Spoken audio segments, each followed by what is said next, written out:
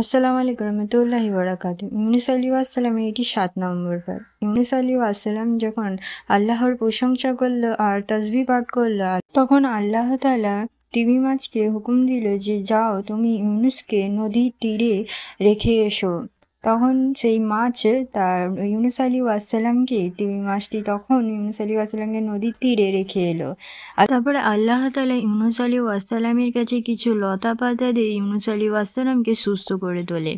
নবী ইউনুস আলাইহিস সালাম তার লোকের কাছে ফিরে যায় এবং তার লোকেদের কাছে যখন ফিরল, ইউনুস আলাইহিস সালামকে তার কমের লোকেরা দেখে ইউনুস আলাইহিস সালামের হাত ধরে আল্লাহর উপর সবাই ঈমান আনলো আর সবাই মুসলমান হয়ে গেল। তো এই ছিল নবী ইউনুস আলাইহিস সালামের ঘটনা। আমি খুবই ছোট করে তোমাদের শর্ট ভিডিও দিয়েছি। তোমরা যদি ফুল ভিডিও দেখতে চাও তো আমার চ্যানেলে গিয়ে ক্লিক করলে তোমরা পেয়ে যাবে। ওকে, আসসালামু আলাইকুম রহমতুল্লাহি বারাকাতুহু।